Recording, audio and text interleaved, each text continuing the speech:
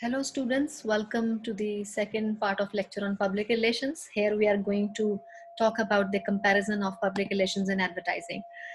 We discussed advertising in detail in our previous lecture, and by now you already know what advertising is, and here we are going to compare advertising with public relations that we have just learned. First difference between advertising and public relations is the difference of objective. Both are different in their goals.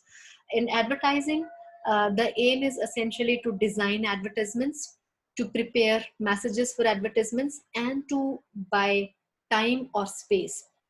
You see, if an advertiser wants to publish an advertisement in a newspaper, in a magazine, in print media, in that case, he has to pay for the space, either on the front page, back page, wherever he wants to publish. In case if he wants to broadcast his advertisement uh, on a television channel or on a radio channel, in that case, he will have to pay for the time. Depending on the length of his advertisement, it can be 30 seconds long, 45 seconds long, or a minute long.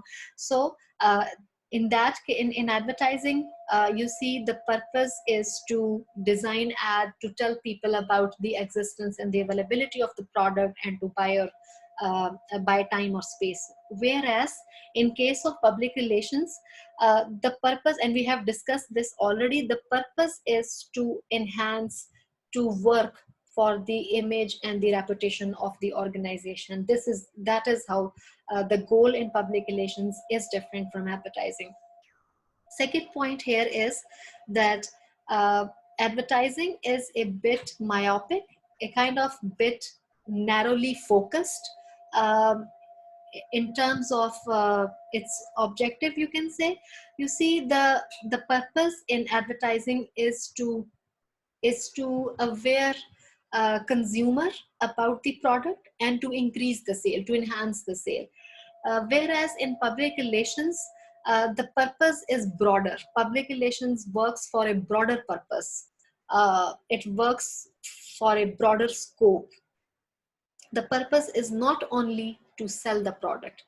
The purpose is to let people see the organization in a positive way. That is why we say that advertising is a bit narrowly focused, a bit myopic, whereas public relations is broader in its functioning. Uh, the next difference between the two is that the main focus in advertising is to sell the product, whereas in public relations the focus is uh, on the image of the organization. So advertising essentially focuses on product, and public relation essentially focuses on organization. That is how the focus of the two is different from each other. uh, in advertising, um, advertisers, we have just talked about this. We already talked that they pay for the time and the space. That is how the media use in advertising is different from public relationing.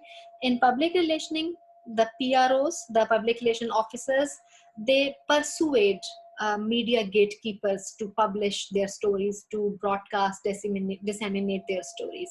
Let's let's discuss what is gatekeeper. You see, what does a gatekeeper do? He controls the traffic on at the entrance. Same is the function of media gatekeepers. Media gatekeepers are the persons who control the flow of information.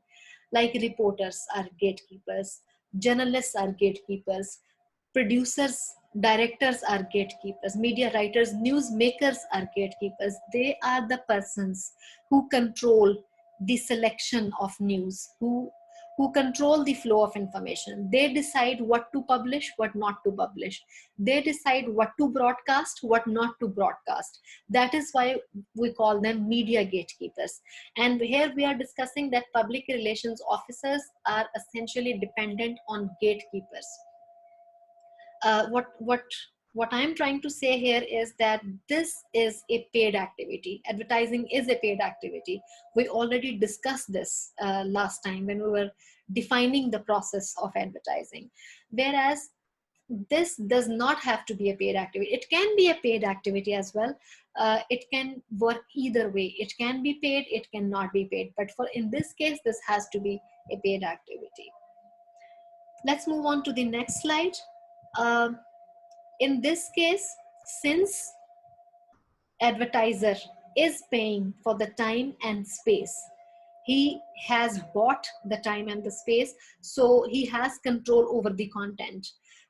Media persons cannot change the content, and they are bound to run the advertisement, to publish or broadcast the advertisement according to the schedule.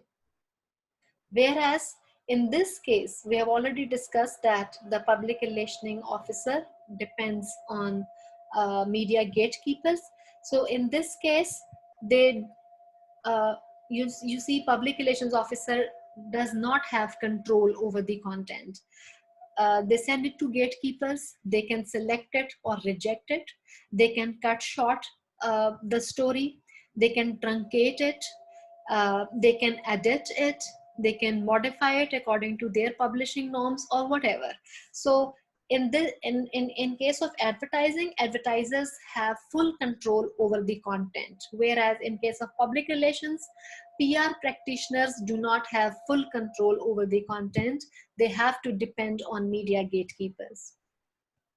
This is the last point that we will discuss in the comparison of advertising and public relations.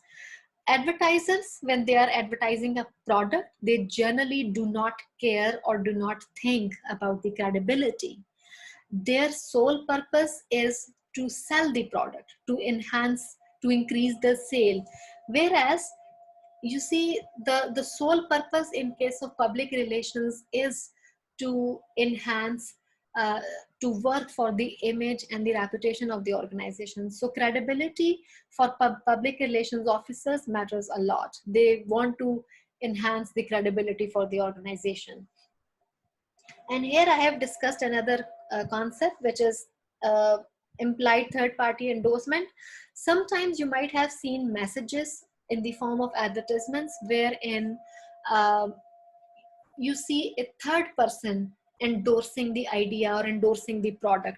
By third person, I mean the endorsement or the suggestion, the recommendation doesn't come from it doesn't come from the manufacturer, it doesn't come from the seller either, it comes from a third person.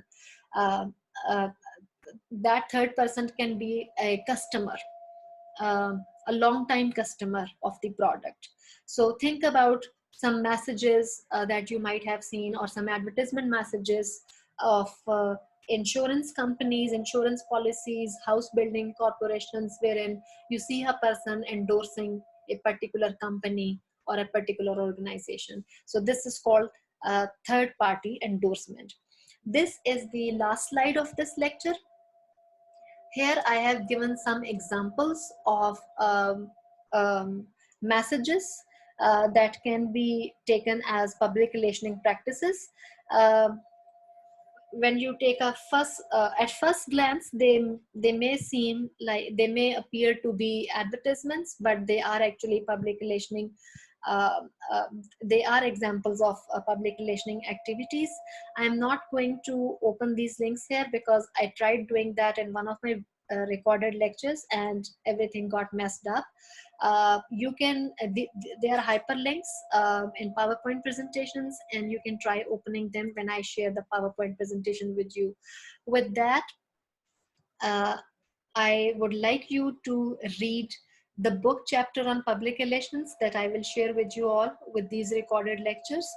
And I would also like I would like you to consider these examples, and please do not hesitate to write me an email if you have any problem or if you need further elaboration or clarification.